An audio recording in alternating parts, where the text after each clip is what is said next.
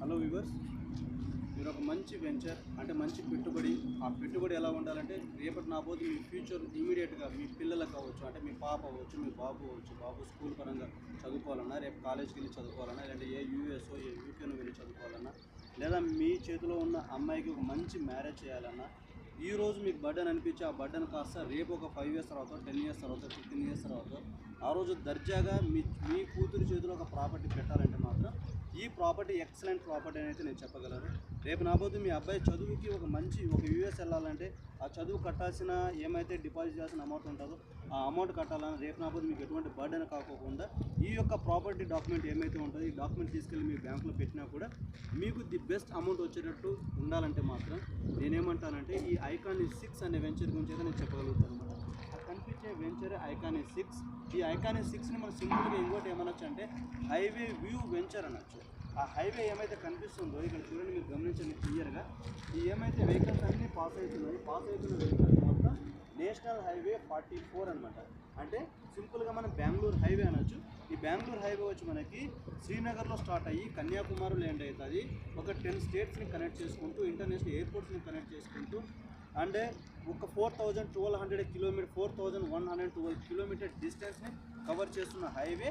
Global the lengthiest highway ఏదైనా ఉందంటే అది నేషనల్ హైవే 44 మాత్రమే.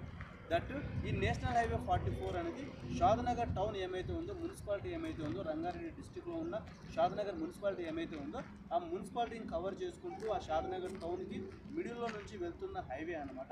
సో ఈ షాద్నగర్ టౌన్ ఇక్కడ కనిపించే మొత్తం షాద్నగర్ టౌన్, ఈ కనిపించే ఏరియా మొత్తం షాద్నగర్ టౌన్. సో ఈ షాద్నగర్ టౌన్లో ఇదే విధంగా ఇక్కడ మనకి ఒక రెసిడెన్షియల్ ఏరియా, షాద్నగర్ టౌన్ అంటే కంప్లీట్గా రెసిడెన్షియల్ ఏరియా. ఆ రెసిడెన్షియల్ ఏరియాలో మన యొక్క వెంచర్ కూడా అలకేట్ అయ్యి ఉంటుంది. And at the same time ఈ వెంచర్ మరి ఇంకో వేరే విధంగా బెనిఫిట్స్ ఏమైనా ఉంటాయా అంటే ఈ వెంచర్కి బెనిఫిట్స్ వచ్చి సెడ్జెస్ ఉంటాయి, SEZలు ఉంటాయి, మనం స్పెషల్ ఎకనామిక్ జోన్స్ అంటాం. చాలా వరకు జోన్స్ ఉంటాయి. అంటే రీసెంట్గా మన మైక్రోసాఫ్ట్ డేటా సెంటర్ కంపెనీ కూడా మేకో కూడా సెడ్జ్లో కట్టడం జరిగింది. ఎలికట్ట సెడ్జ్లో ఆల్రెడీ వర్క్ నడుస్తుంది. చందన్ వ్యాలీ సెడ్జ్లో మైక్రోసాఫ్ట్ డేటా సెంటర్ వర్క్ నడుస్తుంది. అండ్ దాంతోపాటు మళ్ళీ మనకి Polepalli SEZ, Balanagar SEZ and మళ్ళీ పుత్తూరు సెడ్జ్, ఇలా అన్ని సెడ్జెస్కి మధ్యలో ఎక్స్ట్రాడినరీ ఏరియా ఏదైనా ఉంది, ఒక గోల్డెన్ ఏరియా ఏదైనా ఉందంటే అది బెంగళూరు హైవే మాత్రమే. Bengaluru highway that Shadnagar area. So residential area.